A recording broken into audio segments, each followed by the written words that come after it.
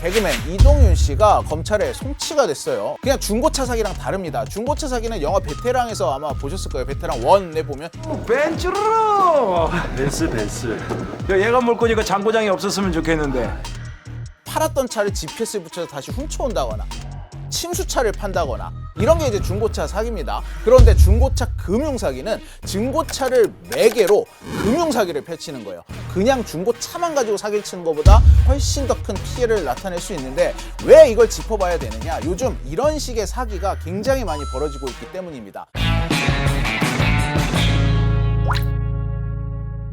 귀에 빡빡해는 이슈 맛집 귀의 빡종원입니다. 정부가 이 자동차 금융 사기가 너무 많이 일어나다 보니까 지난해쯤부터 막 주의보를 내놓기 시작을 했어요. 최근 들어서 그 빈도가 갑자기 증가를 하고 있는 게 바로 리스를 미끼로 한 이 사기입니다. 이동윤 씨가 속해 있었던 비오토도 마찬가지로 자동차 리스를 미끼로 이 고객을 모집을 해서 지금 이 많은 돈을 가지고 잠적을 한 상태였었거든요. 리스라는 게 뭐 우리가 흔히 듣지만 또 막상 물어보면 좀 생소합니다. 자동차 리스는 말 그대로 좀 할부랑 비슷한 건데 내가 차를 받아오면서 계약을 한 기간 동안 매달 같은 금액을 내면서 이 차를 타다가 이 기간이 끝나면 인수를 할 건지 아니면 그냥 다시 반납을 할 건지를 결정을 하면 돼요. 리스는 처음부터 가격의 책정 자체가 달라요. 이 차값을 정확하게 n분의 1로 나누는 게 아니라 지금 현재 이 차의 가격 그리고 몇 년 후에 반납할 때 잔존 가치 또 보증금을 내느냐 안 내느냐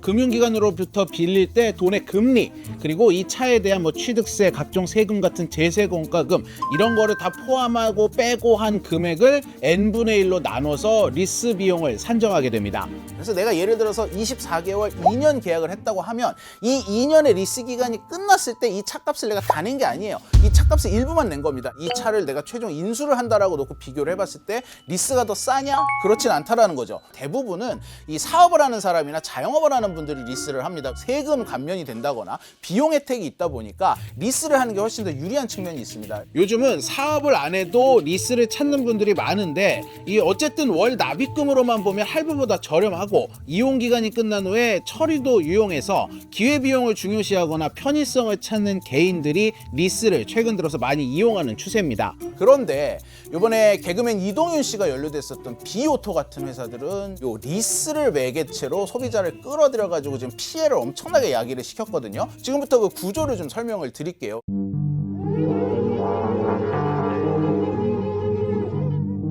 원래는 리스를 우리가 받을 때 나와 이 캐피탈사 사이에 1:1 계약이 맺어집니다. 근데 비오토 같은 데는 이 리스를 중개해주는 업체라고 해서 요 사이에 이렇게 껴들어요. 이렇게 껴들여서 차값의 30%에서 40% 보증금을 한꺼번에 내면 나중에 이 차를 반납할 때 당신이 냈던 보증금의 80%를 돌려드리겠습니다. 자, 대신에 보증금을 냈으니 그만한 혜택을 드려야죠. 캐시백 형태로 당신이 낸 리스금의 절반 정도를 돌려드리겠습니다. 이렇게 이제 얘기를 하는 거예요. 자, 그럼 한번 우리가 1억짜리 차를 한번 예를 들어서 볼까요? 이 차를 일반적인 리스를 받았을 때 이용료가 보통 230만 원 정도가 나온다고 합니다. 그런데 이 비오토에서 이 똑같은 1억짜리 차를 보증금을 40%를 먼저 받아갑니다. 4천만 원을 비오토에 내요. 그런데 이거 나중에 이 차 2년 타고 반납할 때 3,200만 원을 돌려받는 거예요. 그 다음에 매월 리스비를 내야 되는데 한 130만 원 정도를 내는 거예요. 이렇게 좋은 조건을 찾아볼 수 없으니까 사람들이 몰린 거였죠.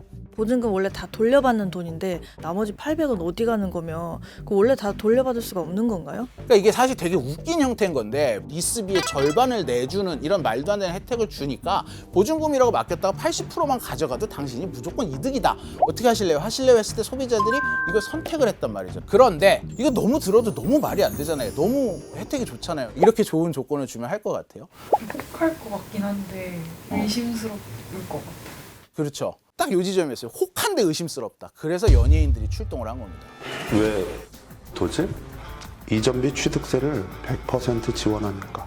리스, 렌트 대비해서 월 이용료가 30% 저렴하니까.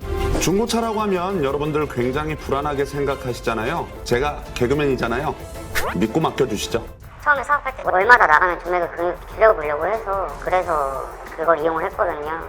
제일 큰 거는 이제 그 이동민 씨 그분이 제일 컸죠. 차 인도받으러 갈 때쯤 그분이 앉아 계셨어요. 잘 가라고까지 해줬는데 그러니까 뭐 저 사람이 뭐 아쉬울 게 있어서 그렇게 하겠나. 아니 비오토가 무슨 국가기관도 아니고 우리나라 금융기관도 아닌데 자기네가 뭔데 이거의 절반을 매달 캐시백 지원해듯이 내 통장에 꽂아준다?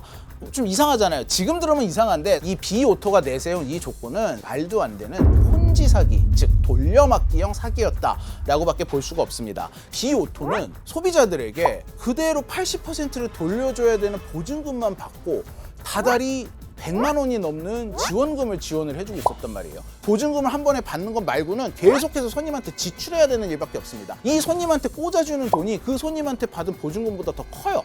이러다 보니 어떤 형태가 되느냐, 뒤에 손님이 낸 보증금으로 앞에 손님의 리스비 지원금을 주는 거죠. 이게 계속해서 굴러가는 게 바로 폰지 사기입니다. 이게 어떻게 유지가 되겠습니까? 자, 이러다 보니까 이제 이 당시에 비오토가 한참 주가를 올리고 있을 때 이 유명 중고차 전문 유튜버가 이 문제를 제기하면서 이 사건이 터졌습니다. 지금 현재 경찰 수사로 밝혀진 피해자만 해도 700명이 넘고 피해 금액이 850억 원이 넘습니다. 피해액이 결국 뭡니까? 소비자들에게 2년 후에 돌려주겠다라고 약속하고 받은 그 보증금들이란 말이죠.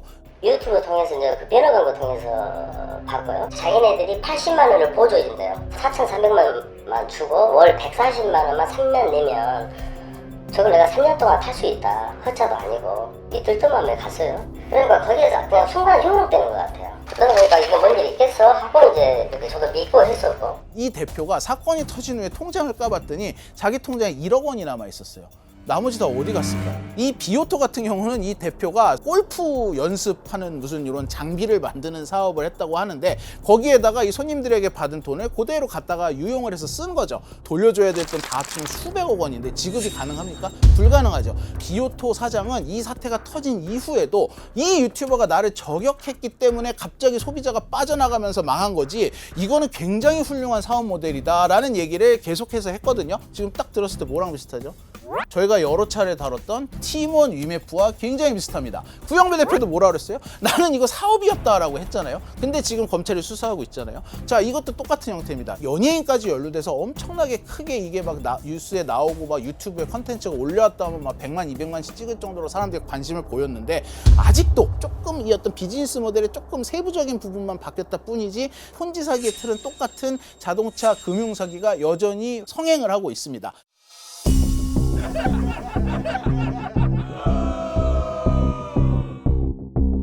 부동산에서 집을 계약할 때 대출을 받아야 되잖아요. 그럼 대출을 소개해주는 분들이 옵니다. 그래서 이분들이 좀 금리가 싼 대출을 몇 개를 소개를 해줘요. 이런 식의 그 리스 상품을 중개만 해주고 캐피탈사라거나 카드사로부터 수수료를 받는 형태로 운영이 되고 있는 리스 중개사들은 굉장히 지극히 정상적인 사업을 하고 있는 이 중개사들이죠. 근데 문제는 중개를 하면서 여기에 끼어드는 거예요. 우리하고도 계약을 하고 우리한테 보증금 주고 하면 우리가 혜택을 줄게 라고 끼어드는 순간 계약을 소비자는 2명하고 하게 된 거잖아요. 이면 계약을 맺은 거예요. 소비자는 금융사하고만 맺었어야 정상인데 중간에 끼어든 정체불명의 업체와 또 맺은 거예요. 애초에 그런 이면 계약을 유도하는 제3자가 뭐 어떤 불법적인 행위다라고 규정하는 뭐 법이 없나요? 지금 없습니다. 이면 계약 사기의 진짜 큰 문제가 뭐냐 하면은 사기업체가 나자빠지면서 뭐 형사처벌을 받든 안 받든 나와 캐피탈 업체의 이 계약은 공고하게 남아있는 거예요.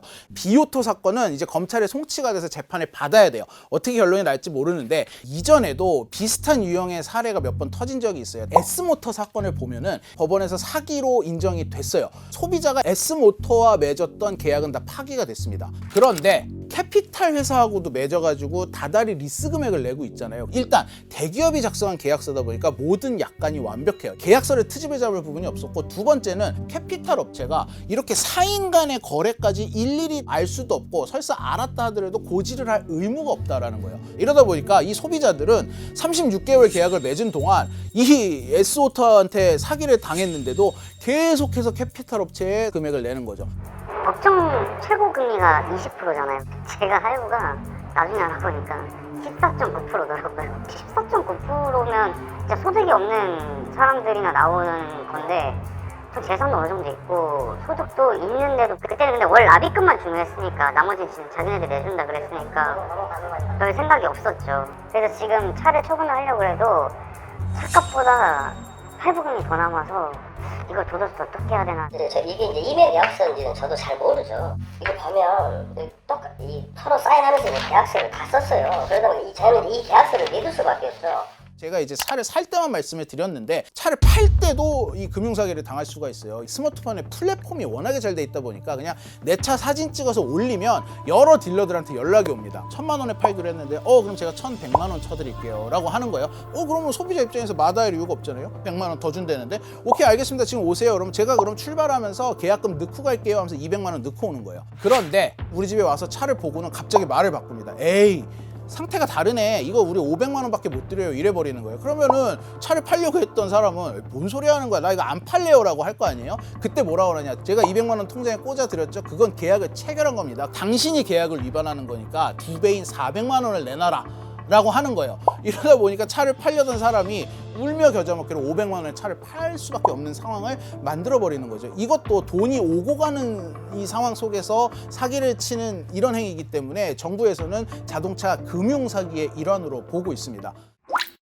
최근 들어서 중고차 매개 금융사기가 늘어날 수밖에 없는 이유가 있어요. 일단 기본적으로 SNS가 발달하면서 이런 식의 홍보를 할 수 있는 수단이 굉장히 많아졌습니다. 고물가 시대를 맞아서 여러 가지 소비를 줄이고 가고 있는데 이런 어떤 소비자의 심리를 정확히 파악해서 싸게 해주겠다라고 굉장히 그럴듯한 혹하는 말로 유혹을 하는 거죠. 특히 이제 작은 사업체를 가지고 있는 자영업자 이런 분들은 아니 뭐 한 푼이라도 싸게 해준다면 얼마나 좋습니까? 사업에 나가는 비용을 줄이기 위해서 생계형으로 찾은 분들도 굉장히 많고요. 차량을 사람이 살면서 많이 사는 게 아니잖아요.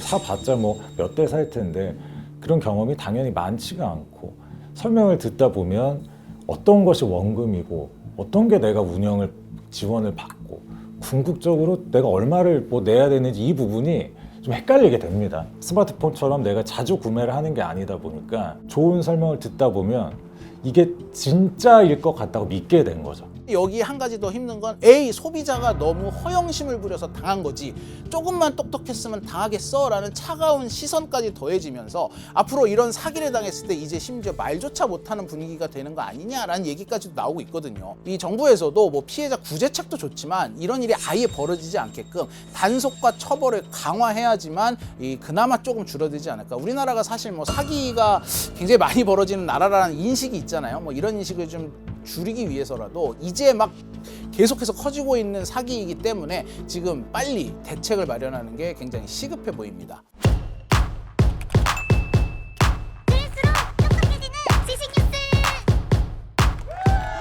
교양이를 부탁해는 여기까지입니다. 다이어트도? 칼로리 신경 쓰지 말고 드세요. 대신에 키토식을 해보세요. 이게 박종원. 스브스 프리미엄 지금 다운로드하세요.